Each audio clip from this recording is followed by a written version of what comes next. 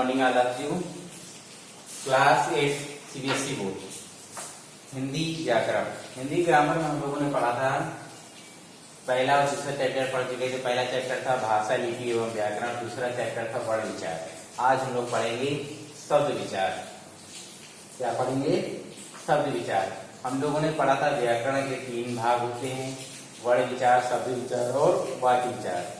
वर्ण विचार पढ़ लिए, अब क्या पढ़ेंगे आज? शब्द विचार। देखिए शब्द विचार पहले जानेंगे शब्द का निर्माण कैसे होता है, शब्द कैसे बनते हैं, इनकी उत्पत्ति कैसी होती है या इनकी बनावट कैसी होती है। ये जैसा कि आप पिछली कक्षाओं में पढ़ चुके हैं कि ध्वनि और ध्वनियों और वर्णों के सार्थक समूह को जिनका कोई अर्थ निकलता हो उसे हम शब्द कहते हैं। अर्थात ध्वनि या वर्णों के ऐसे समूह को जिनका कोई अर्थ निकलता हो उसे हम शब्द कहते हैं। यही शब्द जब कारक चिन्हों से आपस में जुड़ जाते हैं तो वे पद कहलाते हैं। यही शब्द जब कारक चिन्हों से जुड़ जाते हैं तो इन्हें हम क्या कहते हैं? कारक चिन्ह जानते हैं ना, उन्हें हम क्या कहते हैं? पद कहते हैं। देखिए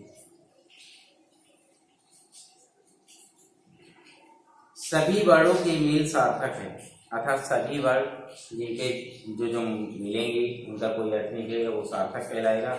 इस प्रकार ध्वनियों या वर्णों के सार्थक मेल को हम शब्द कह सकते हैं या ऐसे लिख सकते हैं परिभाषा, 2 या 2 से अधिक वर्णों के सार्थक मेल को शब्द कहते हैं। 2 या 2 से अधिक वर्णों के सार्थक मेल को शब्द कहते हैं।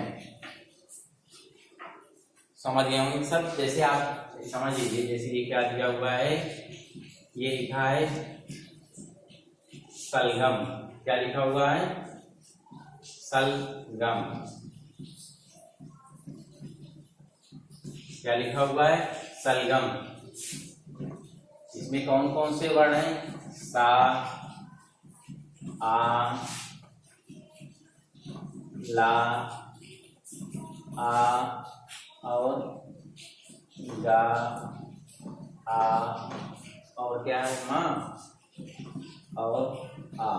ये देखिए ये इतनी ध्वनियां मिलकर 8, 1 2 3 4 5 6 7 8 ध्वनियां मिलकर एक सार्थक शब्द का निर्माण करती हैं। नहीं कह रहा है ना, ध्वनियों या वर्णों के मेल को जिनका निकलता हुए हम क्या कहते हैं? शब्द कहते हैं। ये क्या है? शब्द है। और ये क्या है? ध्वनियां हैं या वर्ण है। देखिए आप पढ़ेंगे हम शब्दों का वर्गीकरण। इन शब्दों को कितने भागों में बांटा जा सकता है, या शब्दों को कितने भागों में या कितने प्रकार के होते हैं जो बनाए जा सकते हैं, किस प्रकार से बनते हैं। लिखेंगे यहाँ, हेडिंग डालेंगे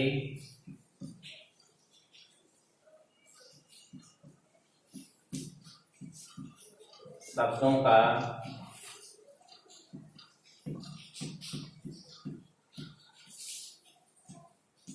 वर्गीकरण। शब्दों का वर्गीकरण क्या है? निकालेंगे शब्दों का वर्गीकरण। इस शब्दों को वर्गीकरण निम्नलिखित 4 रूपों में किया जाता है। कितने रूपों में किया जाता है? 4 रूपों में। शब्दों के वर्गीकरण को 4 भागों में बांटा गया है। पहला है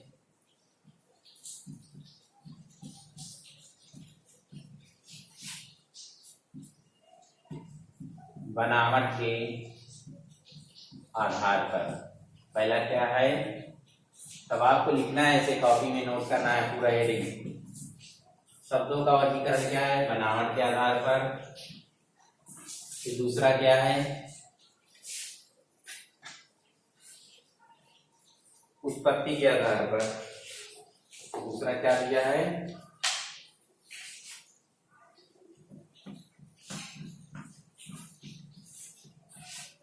उत्पत्ति के आधार पर। क्या दिया है? उत्पत्ति के आधार पर। तीसरा क्या है? अर्थ के आधार पर, क्या दिया है, अर्थ के आधार पर। और चौथा क्या है, चौथा क्या है, वाक्य प्रयोग।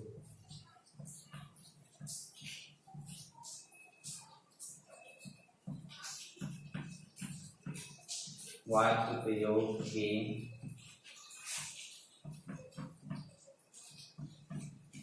आधार पर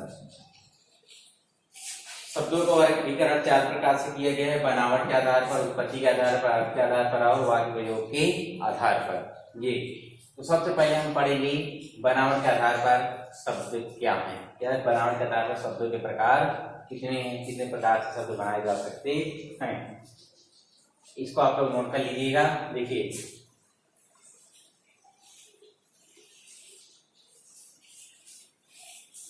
शब्दों का वर्गीकरण बनावट के आधार पर, ये पहला नंबर, इसके बारे में पढ़ें। बनावट के आधार पर, बनावट के आधार पर शब्दों को 3 भागों में बांटा गया है। कितने भागों में बांटा गया है, 3 भागों में।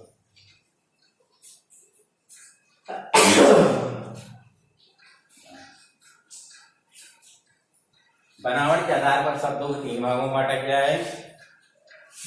पहला है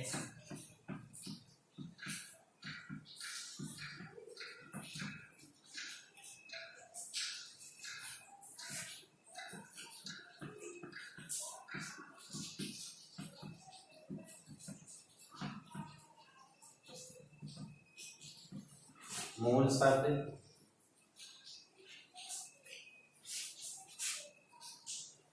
पहले मूल या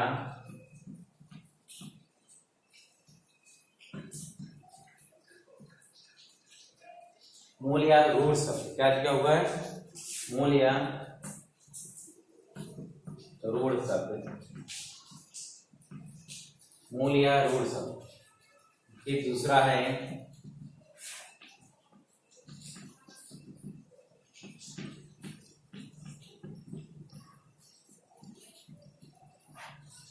यौगिक शब्द। क्या दिया हुआ है, यौगिक शब्द। फिर तीसरा है योग रूढ़ शब्द।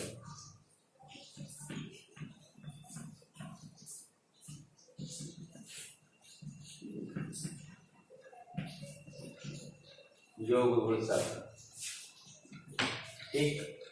पहला क्या था, मूल या रूढ़ शब्द, दूसरा है यौगिक, तीसरा है योग रूढ़ शब्द। ये यानी बनावट के आधार पर शब्दों को कितने भागों में बांट दिया गया है, 3 भागों में। कौन कौन से, मूल या रूढ़ शब्द, यौगिक शब्द और योग रूढ़ शब्द। देखिए मूल या रूढ़ शब्द क्या होते हैं, वे शब्द जिनके टुकड़े करने पर कोई अर्थ नहीं निकलता। जिनके टुकड़े, वे शब्द जिनके टुकड़े करने पर कोई अर्थ नहीं निकलता, मूल या रूढ़ शब्द कहलाते हैं।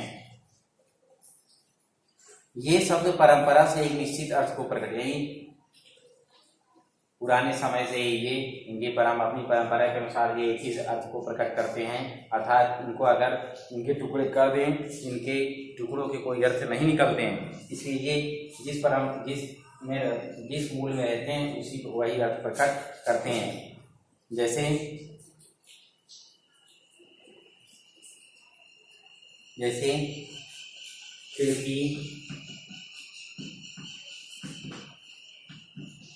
खिड़की, सेना, तोता, लड़की, ये कह रहे मूल या रूढ़ शब्द। अगर इनके हम टुकड़े कर दें तो इसका, इन टुकड़ों का कोई अर्थ नहीं निकलेगा, इसलिए ये अपने मूल शब्द में रहते हैं और मूल शब्द में ही ये अपने अर्थों को बताते रहते हैं। यौगिक शब्द, अब क्या दिया, यौगिक शब्द, एक शब्द जो एक से अधिक शब्दों के मेल से बनते हैं और जिनके खंडों का अर्थ होता है, यौगिक कहलाते हैं। तो एक यौगिक शब्द क्या होते हैं, एक या एक से अधिक शब्दों के मेल से बनते हैं और इन्हें खंडों को अलग करते हैं तो कोई ना कोई अर्थ निकलता है। यौगिक शब्द क्या होते हैं, एक या एक से अधिक शब्दों के मेल से बनते हैं और इनको अलग अलग करते हैं तो उन खंडों का कोई ना कोई अर्थ निकलता है, अर्थात उनके टुकड़ों का भी अर्थ निकलता है। जैसे विद्यालय, जैसे क्या विद्यालय, इसको अलग अलग करेंगे तो क्या हो जाएगा विद्या प्लस आलय। ये हो गया यौगिक शब्द। ये दो शब्दों विद्या और आलय से बनकर क्या बन गया है विद्यालय। इसको अलग अलग करते हैं, इसके टुकड़े करते हैं, तब भी इसके कोई ना कोई अर्थ निकलता है। विद्या यानी ज्ञान, आलय यानी घर यानी ज्ञान का घर या विद्या का घर। योग रूढ़ शब्द। अब तीसरा क्या है योग रूढ़। ये शब्द भी निर्मित यौगिक शब्दों से ही हैं, पर इनके अर्थ परंपरा से प्राप्त होते हैं। क्या होते हैं परंपरा से प्राप्त होते हैं, अर्थात जैसे चले आ रहे हैं वैसे ही प्राप्त होते हैं। बहुब्रीहि समास के शब्द इसमें आते हैं, जैसे लंबोदर, जैसे लंबोदर। ये क्या दिया है लंबोदर, यानी लंबोदर का अर्थ है लंबा है उदर जिसका। क्या होता है लंबा है उदर जिसका, पर लंबे पेट वाले को लंबोदर नहीं कहा जा सकता। लंबे पेट वाले को उदर नहीं, इसका अर्थ होता है क्या गणेश जी। इसका अर्थ किसके बारे में बता दिया यहाँ पे गणेश जी के बारे में, गणेश जी के बारे में। क्या है गणेश जी के अर्थ में रूढ़ हो गई। इस प्रकार जलज यानी जल में उत्पन्न कौन कमल। जब तीसरे इतना समझिए योग रूढ़ शब्द जो होता है वो तीसरे शब्द इसका जो ये योग रूढ़ शब्द होते हैं वो किसी तीसरे शब्द की ओर इशारा करते हैं। जैसे लंबोदर, इसका अर्थ क्या हुआ लंबा है जिसका उदर, किसका उदर लंबा है गणेश जी। तो यहाँ पर कौन सा शब्द हो गया ये लंबोदर योग रूढ़ शब्द। क्या हो गया योग रूढ़ शब्द। जलज यानी जल में उत्पन्न, कमल दशानन, दस है जिसके आनंद, पंकज कीचड़ में उत्पन्न होता है पंकज यानी कमल। ठीक, तो ये हो गया मूल या रूढ़ शब्द। बनावट के आधार पर तीन प्रकार के होते हैं, मूल या रूढ़ शब्द, यौगिक शब्द और रूढ़ शब्द। अब दूसरा एक दिया था उत्पत्ति के आधार पर। क्या दिया है उत्पत्ति के आधार पर।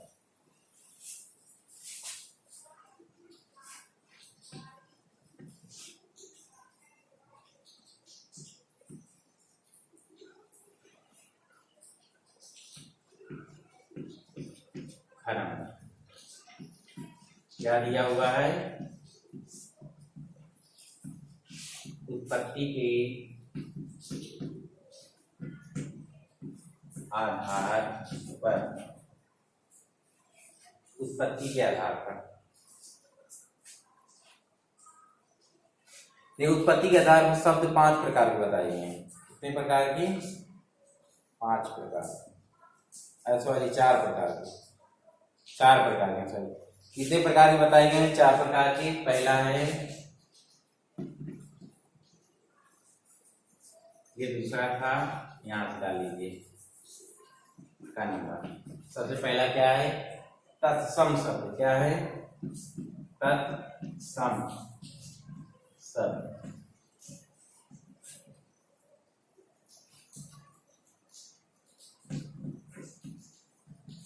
तत्सम शब्द फिर है तद भाव शब्द। फिर क्या है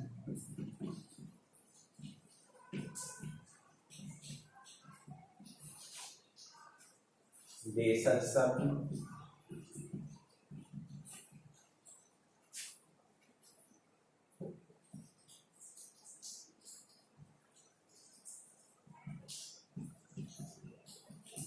देशज शब्द। अब है विदेशज या विदेशी शब्द।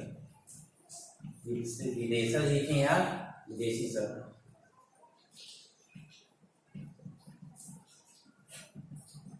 ये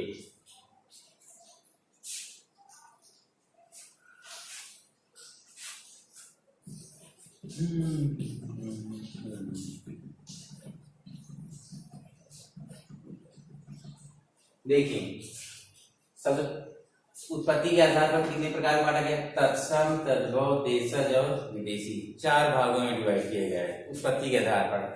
तत्सम शब्द क्या होते हैं संस्कृत के वे शब्द होते हैं जो बिना परिवर्तन के ही हिंदी में प्रयोग किए जाते हैं। बिना परिवर्तन के सीधे कहाँ प्रयोग की जाती है, अपनी अपने मूल रूप में जैसे रहते हैं ज्यों करते हो, जैसे रहेंगे वैसे ही ठीक उठा के हिंदी में रख देते हैं, उसे हम क्या कहते हैं, तत्सम। क्या कहते हैं, तत्सम। जैसे आम्र, जैसे क्या, आम्र, और हस्त, हस्त, गज, अग्नि। ये संस्कृत के मूल शब्द हैं, लेकिन इनको हिंदी में जैसे हैं वैसे ही प्रयोग में ला लिए जाते हैं, इसलिए ऐसे शब्दों को हम क्या कहते हैं, तत्सम शब्द कहते हैं। क्या कहते हैं, तत्सम शब्द। तद्भव शब्द क्या होते हैं, तद्भव शब्द वे शब्द होते हैं, तद्भव शब्द वे शब्द होते हैं जो अपने मूल रूप से परिवर्तित होकर हिंदी में प्रयोग किए जाते हैं।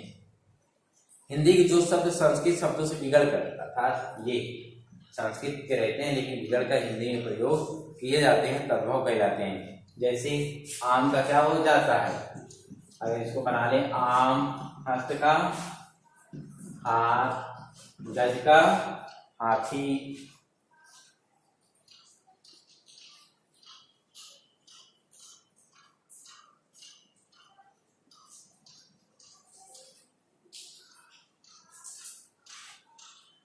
आग, हाथी, ये ऐसे ये तद्भव शब्द होते हैं। एक आम्र, आम्र, हस्त, गज, अग्नि, ये क्या हुआ, तत्सम। उन्हीं का अगर ले लें, आम्र का आम हो जाएगा, हस्त का हाथ, गज का हाथी, और अग्नि का आग, ये क्या हो गया, तद्भव शब्द। ये बिगड़ कर किसी न किसी रूप में प्रयोग में लाए गए। देशज शब्द क्या होते हैं, देशज शब्द वे शब्द होते हैं जो आम तौर पर हम लोग आम भाषा बोलते हैं, वे क्या होते हैं, देशज शब्द होते हैं। ये ना तो संस्कृत के होते हैं और ना ही ये बिगड़ कर, ना तो ये संस्कृत के होते हैं ना ही संस्कृत के बिगड़ कर बनाए जाते हैं। ये किसी अन्य भाषा के भी नहीं होते हैं, बल्कि ये हिंदी प्रदेश में बोलचाल से अपने आप स्वयं बना लिए जाते हैं। जहाँ हिंदी बोली जाती है वहां पर अपने आप ये भाषा हम लोग बोल, जैसे लड़का, चिड़िया, खिड़की, जूता, पगड़ी, लोटा, जैसे लोटा, डिबिया,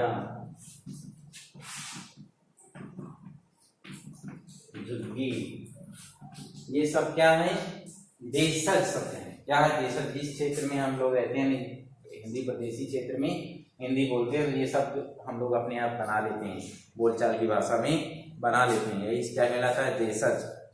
विदेशी, हिंदी में एक ऐसे शब्दों का प्रयोग किया जा रहा है तो जो विदेशी भाषा के हैं। हिंदी में ऐसे शब्दों का प्रयोग किया जाता है जो विदेशी भाषा के वास्तव में होते हैं। हम लोग भी आए डेली कोई ना कोई ऐसी भाषा बोलते हैं जो विदेशी होती है, लेकिन हमको वास्तव में पता नहीं होती है। हमको लगता है ये हिंदी है, लेकिन वास्तव में वो क्या होती हैं, कुछ भाषाएं विदेशी होती हैं। हिंदी भाषा में आए शब्दों को विदेशी भाषा कहते हैं। इनमें जैसे किताब, किताब क्या है, फारसी भाषा में। कौन सी भाषा में, फारसी। हलवाई, ये अरबी भाषा है। चम्मच, तुर्की भाषा। स्कूल, अंग्रेजी भाषा। आलपीन, सबके यहाँ घर में है, पुर्तगाली। फ्रांसीसी भाषा में क्या है, कारतूस।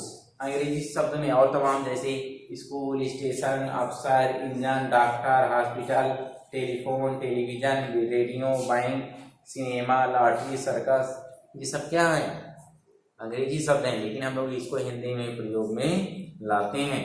फारसी शब्द जैसे आबरू, आतिशबाजी, आराम, आमदनी, आवारा, कमरबंद, किनारा, गिरफ्तार, गिरा, जहर, जादू, जुर्माना, नौजवान, बेवा, मुफ्त, ये सब क्या है, फारसी शब्द हैं। अरबी शब्द और भी हैं, अमीर, अजीब, अक्ल, अदब, औरत, इज्जत, इमारत, ये सब क्या है, अरबी हैं। तुर्की शब्द में कालीन, कुली, चिक, चेचक, कैंची। कैंची आप लोग प्रयोग लाते हैं, लेकिन हमें लगता है हिंदी है, नहीं, ये क्या है, तुर्की शब्द। टमगा, तोप, बेगम, बहादुर, मुगल आदि। पुर्तगाली शब्द अनानास, आलपीन, अलमारी, बाल्टी, फीता, चाबी, तंबाकू, साबुन, तौलिया, फालतू, ये सब क्या है, पुर्तगाली शब्द हैं। तो ये हो गया आपकी उत्पत्ति के आधार पर 4 प्रकार के शब्द।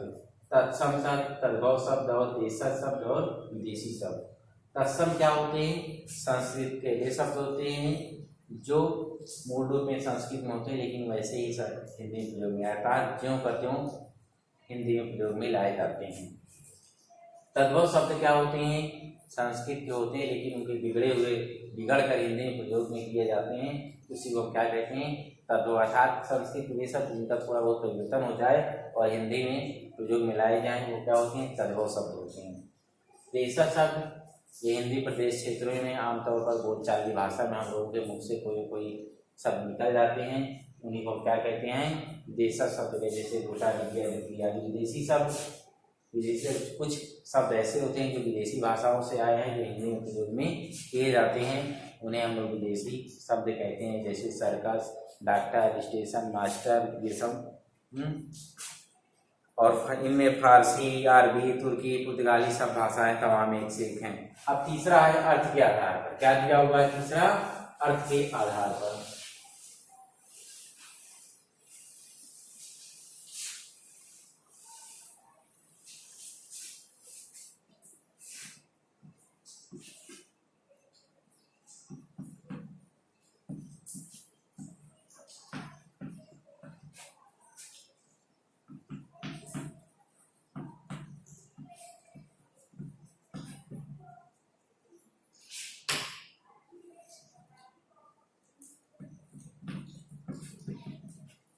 क्या दिया हुआ है? अर्थ के आधार पर। ये अर्थ के आधार पर शब्दों को दो भागों में बांटा गया है। कितने भागों में बांटा गया है?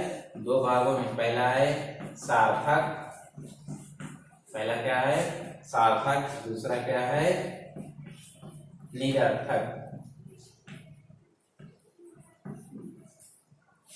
सार्थक क्या होता है? वे शब्द जिनका कोई अर्थ निकलता हो वो क्या सार्थक कहलाते हैं। निरर्थक जिसका अर्थ ना निकलता हो। जिन शब्दों को कुछ अर्थ निकलता है उन्हें सार्थक शब्द कहते हैं। जैसे रोटी, पुस्तक, माता पिता, पुत्र आदि, इनका कोई ना कोई अर्थ निकलता है, इसलिए इनको हम क्या कहते हैं? सार्थक शब्द कहते हैं। जैसे रोटी, कपड़ा, माता पिता, इनका कोई ना कोई अर्थ निकलता है। निरर्थक क्या होते हैं? वे शब्द जिनका कोई अर्थ नहीं निकलता है। जैसे खाना वाना, हम लोग बोल देते हैं ना खाना वाना, पीना वीना, ये इनका कोई अर्थ नहीं निकलता है। व्याकरण के अंतर्गत केवल सार्थक शब्दों का अध्ययन किया जाता है। अतः अर्थ के आधार पर शब्द के 4 प्रकार हैं। सार्थक शब्दों के अंतर्गत 4 प्रकार के शब्द आते हैं। सार्थक शब्दों के अंतर्गत 4 प्रकार के शब्द आते हैं। कौन कौन से? पर्यायवाची शब्द, पर्यायवाची, विलोम, एकार्थी,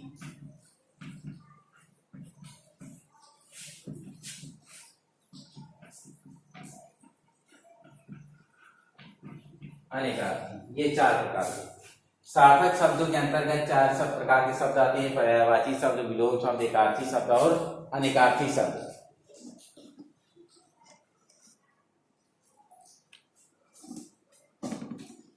तो ये हो गया अर्थ के आधार पर। हम हिंदी व्याकरण में इन्हीं चारों को पढ़ते हैं, यही सार्थक शब्दों को ही पढ़ते हैं। पर्यायवाची, विलोम, एकार्थी और अनेकार्थी को, निरर्थक शब्दों का हम लोग नहीं पढ़ते हैं। देखिए आगे चौथा नंबर क्या दिया है? और वाक्य प्रयोग के आधार पर।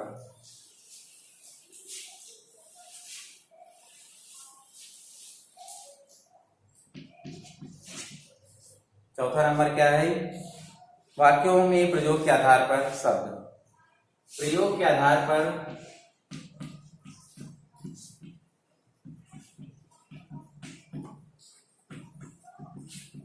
आधार पर शब्द 2 प्रकार के होते हैं। एक होता है विकारी शब्द। क्या होता है? विकारी शब्द। और दूसरा होता है अविकारी शब्द। दूसरा क्या होता है? अविकारी शब्द।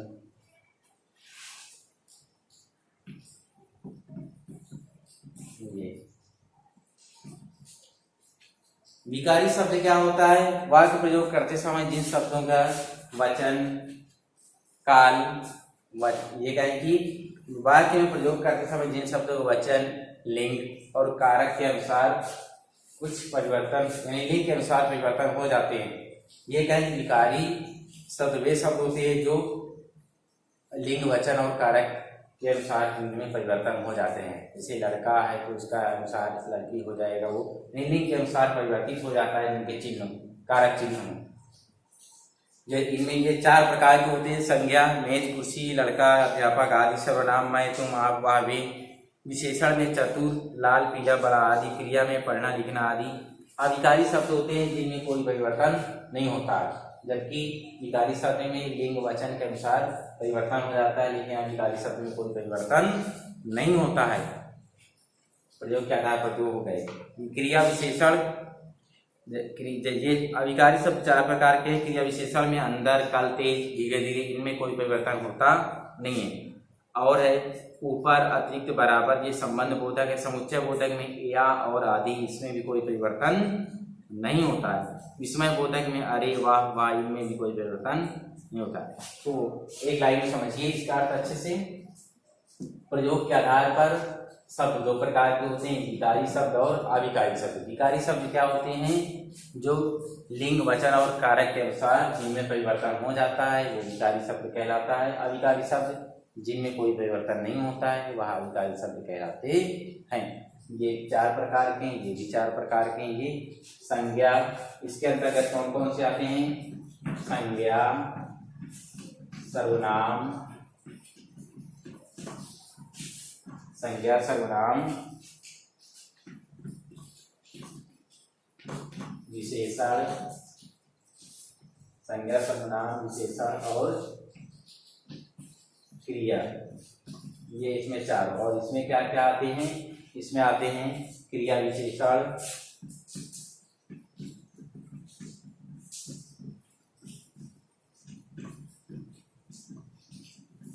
क्रिया विशेषण, संबंध बोधक,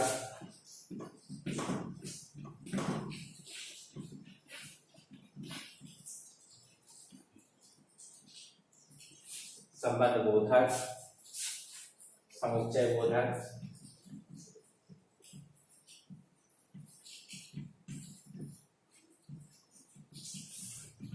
और विस्मय आदि बोधक।